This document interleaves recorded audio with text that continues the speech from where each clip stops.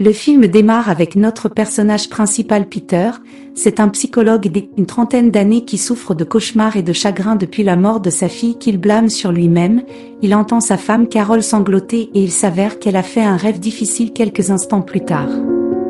Peter prend le bus et se rend au travail où il peut se distraire de la mort de sa fille en écoutant les problèmes des autres. Son premier patient de la journée est Félix, un homme âgé de 70 ans. Qui a encore l'impression de vivre dans le passé. Peter demande d'abord à Félix qui est le président des États-Unis. Félix pense que la question est absurde et il dit que le nom du président est Ronald Reagan pour confirmer ses soupçons. Peter demande à Félix quoi c'est l'année où nous sommes et le vieil homme répond que nous sommes en 1987 et avec cela Peter écrit son diagnostic. On dirait que Félix souffre d'amnésie. Félix demande s'ils se sont déjà rencontrés, ce à quoi Peter dit oui, ils se sont rencontrés la semaine dernière. Dans la scène suivante, nous voyons Peter parler à un homme nommé Duncan dans un autre bureau. Il s'avère que Duncan est celui qui présente Peter à de nouveaux clients venus des horizons divers dont Félix et d'autres à venir. Nous apprenons que Peter et Carol ont perdu leur fille Evoli il y a environ 1 an et sont toujours à du mal à avancer. Peter a alors un flashback des moments qu'il a partagés avec Evoli, mais le flashback se termine avec lui courant pour trouver le corps sans vie devant un camion quelques instants plus tard. Duncan demande à Peter ce qui a détourné son attention d'Evoli le jour de sa mort, mais la seule chose dont il se souvient, c'est qu'il a regardé à l'intérieur d'un magasin 1 seconde et que l'Evoli suivant était au sol. Peter passe les 2 jours suivants à s'occuper distraitement de différents patients jusqu'à ce qu'une de ses voix de patient le ramène sur Terre. Nous le découvrirons plus tard. Que son nom est Erika, elle demande à Peter si elle l'ennuie et Pete répond qu'il écoute. Elle continue également en expliquant comment parfois elle se sent invincible. Plus tard, Peter est surpris par le bruit d'un train sur les rails devant sa fenêtre alors qu'il est sur le point de le faire. Rentre chez lui, il voit une jeune fille tenant une poupée alors il lui demande qui elle est là pour voir et elle le montre du doigt. Peter demande aussi à la fille à propos de ses parents mais elle ne répond pas à la fille puis lui tend un petit sac à main qui porte son nom dessus. Son nom est Elizabeth Valentine. Peter lui demande si elle sait écrire et soudain le crayon se met à trembler sur la table et un autre train passe étrangement. Le bruit du train fait tellement peur à Elizabeth que Peter ferme les fenêtres mais avant de se retourner Elizabeth sort en courant. Il regarde par la fenêtre et voit Elizabeth traverser la rue en courant, puis il se rend compte qu'Elizabeth a écrit quelque chose dans le livre, c'est le numéro 12787. Quand Peter rentre à la maison plus tard dans la nuit, il se rend dans la pièce où il garde les affaires d'Eve. Il prend sa photo de la boîte de choses et la regarde après le travail le lendemain. Peter sort de son bureau mais à sa grande surprise, il voit la même poupée qu'Elizabeth tenait l'autre jour. Il ouvre son bureau seulement pour voir elle regarde par la fenêtre. Peter lui demande alors ce qu'elle voit et on dirait qu'elle commence à s'étouffer en la voyant tomber au sol. Peter va à sa table pour prendre des médicaments mais quand il se retourne, Elizabeth n'est plus là. Le lendemain Peter prend la poupée d'Elizabeth et rencontre Duncan mais Duncan pense que Peter imagine tout cela. Duncan lui demande quel âge aurait Evoli si elle était en vie, puis il demande à Peter le nom d'Elizabeth Valentine. Il s'avère que la théorie de Duncan selon laquelle Peter imagine des choses a du sens. Parce que les initiales de la fille lisent V le nom de sa fille. Quand Peter revient à son bureau, il prend le papier du dossier d'Elizabeth et regarde également le papier qu'elle a écrit sur Peter ouvre le tiroir de son bureau seulement pour trouver le laissez-passer de train qu'Elizabeth avait donné quand il rentre à la maison plus tard dans la nuit. Il s'endort dans le train mais alors qu'il ouvre les yeux, il est choqué de voir l'un de ses patients d'Erika plus tôt, les lumières s'éteignent et puis cela se produit. Peter descend du train et voit Erika une silhouette effrayante flottant dans les airs. Il commence à faire des recherches sur Elizabeth Valentine et découvre qu'un certificat de décès a déjà été établi pour elle. Comme si cela ne suffisait pas, il découvre que la plupart des patients dont il s'est occupé au cours des 2 dernières années des jours sont tous morts, y compris Félix et Erika et il s'avère qu'ils sont tous morts le même jour, le 12 juillet 1987. Les mêmes chiffres qu'Elizabeth a écrits sur le papier juste au moment où un train s'arrête à sa fenêtre et il voit toute sa patience qu'il est maintenant confirmé qu'il est mort plus tard. Peter se rend à nouveau chez Duncan, lui explique tout et lui montre la liste des patients. Peter dit qu'il croirait qu'il a des hallucinations mais beaucoup de choses ne s'additionnent pas. Duncan demande à Peter ce qui ne s'additionne pas et Peter répond que c'est le fait que Duncan est celui qui lui a référé ses patients. De façon surprenante, lorsque Peter se regarde dans un miroir devant lui, il se rend immédiatement compte que Duncan n'est en fait pas là. il était dans sa tête depuis tout ce temps. Peter continue ses recherches et essaie de trouver le lien entre tous ses patients. Il fait correspondre leur emplacement et découvre qu'ils ont tous un endroit en commun: Falls Creek, la gare de contrôle ferroviaire de l'endroit où il a grandi. Le lendemain, Peter saute dans un train et se rend dans sa ville natale où son père part. Quand Peter arrive chez son père, il sonne à la porte et son père William le laisse entrer. À ce moment-là, son père sait que quelque chose ne va pas, alors il demande à Peter ce qui se passe réellement parce qu'il se présente à l'improviste et sans sa femme. Peter plaisante en disant qu'il pense que William est le psy et son père lui rappelle qu'il est flic. Alors Peter rappelle à son père qu'il a pris sa retraite quelques instants plus tard. Peter se rend dans son ancienne chambre et ouvre la porte du placard en sortant une petite boîte à l'intérieur qu'il trouve un vieux journal et le regarde pendant un moment, puis il quitte la maison et arrive dans un bar où il se dirige vers un homme nommé Barry. Il s'avère que Barry est un de ses amis d'enfance. Il se rattrape pour l'amour du bon vieux temps et Barry apprend que Peter a perdu sa fille et commence à se sentir désolé pour lui. Peter dit à Barry que la mort d'Evoli lui a fait penser à son passé et qu'il veut lui parler de ce qui s'est passé en 1987, mais Barry dit qu'ils ont promis de ne jamais parler de ce qui s'est passé. Peter dit à Barry que des gens sont morts alors qu'ils n'étaient que des enfants, puis Barry lui demande pourquoi il en parle après si longtemps. Il suppose que Peter veut impliquer la police. Alors Peter essaie d'expliquer à Barry qu'il a vu des fantômes, mais ça énerve Barry le plus. Il lui aboie pour qu'il reste à l'écart et quitte le bar pendant que le père de Peter entre dans sa chambre et voit le journal que Peter a laissé sur son lit. Après, nous voyons Peter marcher sur la voie ferrée quand il commence à voir son adolescence jouer juste devant lui. Il voit deux garçons de 14 ans qui s'avèrent être Peter et Barry. Ils font du vélo le long de la voie ferrée et finalement s'arrêtent et jettent leur vélo sur la voie ferrée. Selon Barry, son frère aîné lui ont dit que c'était un endroit pour s'embrasser, alors il se cache derrière un rocher et regarde les gens s'embrasser. Ils entendent alors ce qui ressemble à un gémissement ou un cri d'une femme. Tout d'un coup, ils entendent le klaxon d'un train de loin et se souviennent instantanément qu'ils ont quitté leur vélo sur le chemin de fer. Peter essaie de courir vers les vélos, mais le train est trop rapide. En conséquence, le train déraille et s'écrase et tous les passagers du laissez-passer sont morts. Le jeune Peter se rapproche de l'épave du train et reconnaît certains des passagers comme les patients à qui il avait parlé, y compris Félix et Erika. Il peut également voir Elizabeth Valentine à l'intérieur du train et le flashback se termine quelques instants plus tard.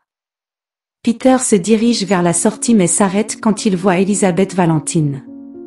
Soudain, Félix s'approche de lui par derrière avec un visage ensanglanté et Félix le domine jusqu'à ce que le sang de son visage tombe sur le visage de Peter et que Peter revienne à la réalité. Le lendemain, nous voyons Barry à la gare pendant que Peter décide finalement d'aller au commissariat pour avouer, mais il ment. Il le dit à la femme, le flic nommé Barbara, qu'il était le seul impliqué. Barbara demande ensuite à Peter s'il en a déjà parlé à son père qui était sergent à l'époque et Peter dit que non. Visiblement bouleversé, le flic s'excuse un instant et avale un peu d'eau tout en retenant ses larmes. Ici, Peter apprend à ses dépens qu'Erika, l'une des patientes dont il s'est occupé, s'est également avérée être une victime de l'accident de train, ajoutant que Barbara est la fille d'Erika qui se sent coupable. Peter s'excuse et le flic dit à Peter qu'elle apprécie son honnêteté et elle dit qu'elle va déposer un rapport officiel. Le flic dit à Peter que le père de Peter l'a invité juste après l'accident de train et qu'il a été gentil avec elle et c'est pourquoi elle a décidé d'être flic. Quand Peter rentre à la maison, il entend un bruit venant de sa chambre, alors il va vérifier mais ensuite il commence à entendre une Elizabeth fredonner. Quand il entre dans son placard, la porte se ferme derrière lui juste au moment où il commence à entendre de longs croassements de gorge. Tout d'un coup Elizabeth lui saute dessus de nulle part et lui crie au visage. Quelques instants plus tard, Peter se réveille avec Duncan pointant une lampe de poche sur son visage. Peter dit à Duncan qu'il a dit la vérité et l'a mis de côté, ce à quoi Duncan demande pourquoi ils sont toujours là. Duncan ajoute qu'il est impossible pour deux petits vélos de faire dérailler un train, suggérant que l'esprit de Peter essaie de changer la vérité parce que c'est inacceptable. Duncan dit également que Peter ne se souvient même pas de la façon dont sa fille est morte. Peter a alors un flashback du jour où Evoli est mort et se souvient de ce qui a attiré son attention. C'était une gare jouet dans laquelle un magasin avec lequel il se réveille pendant que Barbara feuillette les dossiers de l'accident de train de 1987 sur l'une des photos. Elle voit William faire son travail et étrangement le jeune Peter est également sur les lieux de l'accident de train. Plus tard dans la journée, Peter visite le chemin de fer encore une fois et essaie très fort de se Rappelez ce qui s'est exactement passé cette nuit-là. Il se souvient avoir couru dans les bois et se souvient également d'avoir vu une main tirer les commandes du poste de signalisation immédiatement après que ce souvenir l'ait frappé. Il s'approche du poste de signalisation près de la voie ferrée, il monte à l'étage et se tient devant la porte lorsque la porte s'ouvre seulement pour que Peter voie le corps sans vie de Barry suspendu au plafond lorsque les flics arrivent sur les lieux. Peter n'a d'autre choix que d'avouer à Barbara que Barry a également laissé son vélo sur le chemin de fer. Pendant ce temps, l'un des policiers présents au poste de signalisation trouve un badge sur le sol. Lorsque Peter rentre chez lui, il regarde de plus près le journal et découvre qu'Elizabeth Valentine avait disparu avant l'accident. Il se souvient alors d'avoir vu Elizabeth courir dans les bois au poste de police. Le policier qui a trouvé le badge le donne à Barbara juste avant que Peter ne se présente au bureau. Il lui dit qu'il pense qu'Elizabeth n'était pas dans le train parce qu'il se souvient de l'avoir vu fuir une voiture en courant juste avant l'accident. Demande Barbara comment il sait à quoi ressemble Elizabeth, alors il explique qu'il voit les fantômes des victimes de l'accident et lui demande de l'aider vu que Barbara ne le croit pas. Peter essaie de décrire sa mère Erika, il dit qu'elle a un accent britannique et qu'elle l'appelle Benny. Cela confond le flic et elle demande à Peter de rentrer chez lui parce qu'il ne l'aide pas quand il monte dans la voiture. Il trouve la poupée d'Elizabeth sur le siège passager et au lieu de rentrer chez lui, il se rend dans les bois où il se souvient de l'avoir vue. Il arrête la voiture au milieu des bois et supplie Elizabeth de lui montrer ce qui s'est passé cette nuit-là. Soudain, une main invincible frappe la vitre de la voiture et quand Peter regarde devant lui, il voit Elizabeth, elle lui fait signe de venir et il fait ce qu'elle dit en retour. Au poste de police, Barbara sort le badge que le policier lui a donné plus tôt, elle voit que le badge porte le même nom que l'école qu'Elizabeth a fréquentée et elle se précipite donc pour trouver le dossier d'Elizabeth et voit que l'affaire a été classée en même temps. Peter suit Elizabeth jusqu'à ce qu'il puisse voir le poste de signalisation ferroviaire de loin. Barbara se rend chez William et lui demande s'il peut parler et il l'invite à entrer. Barbara dit à William qu'elle a sorti son ancien rapport sur l'accident de train. William dit à Barbara qu'elle le prend trop personnellement parce qu'elle a perdu sa mère, mais elle dit qu'elle ne pense pas que cela se soit produit de la façon dont Peter l'a expliqué, à savoir que 2 vélos ont été laissés par erreur sur une voie ferrée dans l'affaire. Déclaration dans le dossier. Williams déclare avoir reçu un appel à le commissariat de police et il s'est rendu en voiture jusqu'à l'accident. Il dit qu'il a emprunté la seule route disponible, celle des Hoxton, mais Barbara souligne qu'il serait impossible de traverser cette route car la route était complètement bloquée par l'épave. Elle dit que la seule comme il aurait pu traverser les voies ferrées s'il était sur les lieux avant l'accident. Elle lui montre alors le badge qu'ils ont trouvé dans le poste de signalisation et dit qu'elle est sûre qu'il appartient à Elizabeth Valentine, une écolière disparue. William était en charge du cas d'Elizabeth, mais il a fermé l'affaire après avoir trouvé son corps dans l'épave, mais parmi tous les corps trouvés, le sien était la seule cause non concluante du décès et Barbara pense que Peter a vu quelque chose cette nuit-là au poste de signalisation. Peter se souvient enfin exactement comment les choses se sont déroulées cette nuit-là. Il a vu une fille courir d'une voiture quand le jeune Peter entend le cri du poste de signalisation. Il va vérifier. Peter voit Elizabeth se faire étouffer et violer par derrière par son père et il s'avère aussi qu'Elizabeth tire une qui provoque le train pour dérailler immédiatement après le déraillement du train. William assassine Elizabeth et met son corps dans l'épave du train. Le jeune Peter a tout vu se produire chez Williams. Barbara dit qu'elle attendra Peter et William lui demande si elle veut une tasse de thé mais elle dit non. Barbara a l'impression que William est sur le point de jouer un coup rapide alors elle cherche son arme juste au cas où, puis il la frappe à la tête.